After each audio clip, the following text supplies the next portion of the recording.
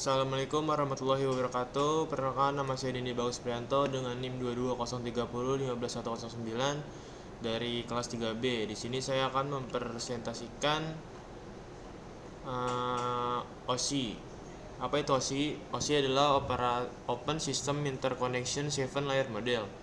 OSI model dikembangkan oleh International Organization for Standardization pada tahun 1984 dan sekarang dianggap sebagai model arsitektur untuk komunikasi antar komputer. OSI membagi seluruh tugas menjadi 7 tugas yang lebih kecil agar mudah dikelola. Ketujuh tugas tersebut diperankan oleh 7 lapisan layer, sehingga masing-masing lapisan akan bertanggung jawab pada satu tugas tertentu dengan tetap menjalin komunikasi dengan lapisan atasnya dan bawahnya. Setiap layer bersifat mandiri, sehingga tugas yang diberikan ke setiap lapisan dapat dilakukan secara independen.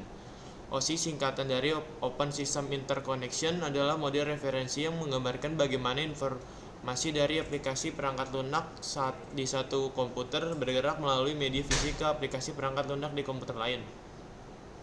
Manfaat dari OSI Layer Model adalah standarisasi komunikasi. Model OSI membantu dalam membuat standar komunikasi yang memungkinkan perangkat dan perangkat lunak yang berbeda untuk berintegrasi dengan mudah. Pemahaman struktur jaringan. OSI model mempermudah pemahaman tentang bagaimana data bergerak dalam jaringan dengan membaginya data ke dalam lapisan-lapisan terpisah. Yang ketiga, ada pemahaman struktur jaringan. Ketika terjadi masalah dalam jaringan, model OSI membantu para administrator jaringan untuk lebih cepat mengidentifikasi lapisan mana yang bermasalah. Manfaat OSI Layer Model. Yang pertama, desain dan pengembangan jaringan. Model OSI membantu dalam perencanaan, desain, dan pengembangan jaringan dengan pemahaman yang kuat tentang setiap lapisan. Para profesional dapat merancang jaringan yang efisien dan andal.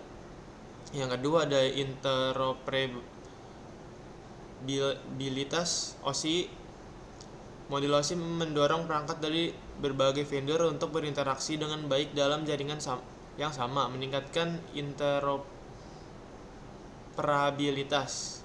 Karakter OSI model, yaitu ada lapisan atas. OSI model umumnya berhubungan dengan masalah terkait aplikasi dan hanya diimplementasikan dalam perangkat lunak. Lapisan bawah, model OSI menangani masalah transportasi data. Data link layer dan physical layer diimplementasikan dalam perangkat keras dan perangkat lunak. Application layer, di bagian paling atas application OSI model, kita dapat menemukan application layer yang diimplementasikan oleh aplikasi jaringan. Aplikasi ini menghasilkan data yang harus ditransfer melalui jaringan. Lapisan ini juga berfungsi sebagai jendela bagi layanan aplikasi untuk mengakses jaringan untuk menampilkan informasi yang diterima kepada pengguna. Selanjutnya ada presentation layer. Presentation layer juga disebut translation layer. Data dari application layer diekstraksi di sini dan dimanapun sesuai format yang diperlukan untuk dikirim melalui jaringan. Fungsi lapisan ini adalah yang pertama, translasi, misalnya ASCII ke ABCDEC. Selanjutnya, enskripsi atau deskripsi. Enskripsi data menerjemahkan data ke dalam bentuk atau pada lain. Data transkripsi dikenal sebagai ciphertext dan data yang dideskripsi dikenal sebagai teks biasa. Nilai kunci digunakan untuk mengenkripsi serta mendeskripsi data. Kompresi mengurangi jumlah bit yang diperlukan ditransmisikan pada jaringan. Session layer. Session layer bertanggung jawab untuk pembentukan koneksi, pemeliharaan sesi, autentikasi, dan juga memastikan keamanan. Fungsi dari lapisan ini adalah satu, mengontrol sesi komunikasi antar dua perangkat. Kedua, menyediakan metode untuk memulai, mengelola, dan mengakhiri sesi komunikasi. Dalam beberapa kasus, memastikan pemulihan sesi setelah gangguan komunikasi.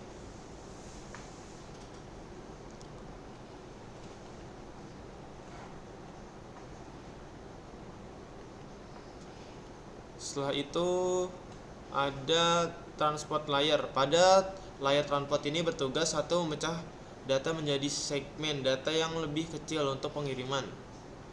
Network layer. Network layer akan membuat header untuk paket-paket yang berisi informasi IP dan IP baik IP mengirim data maupun IP tujuan data.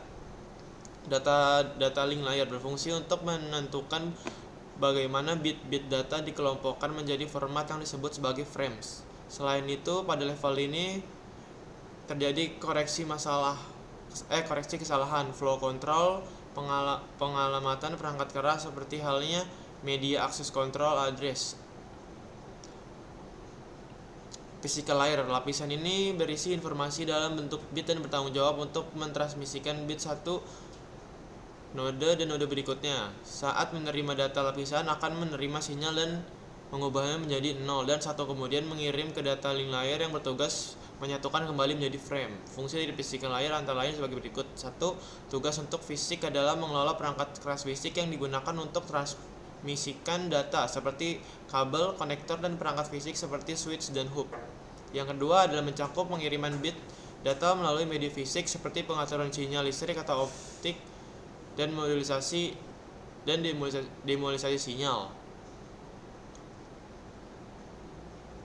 Sekian dari presentasi saya, kurang lebihnya mohon maaf. Wassalamualaikum warahmatullahi wabarakatuh.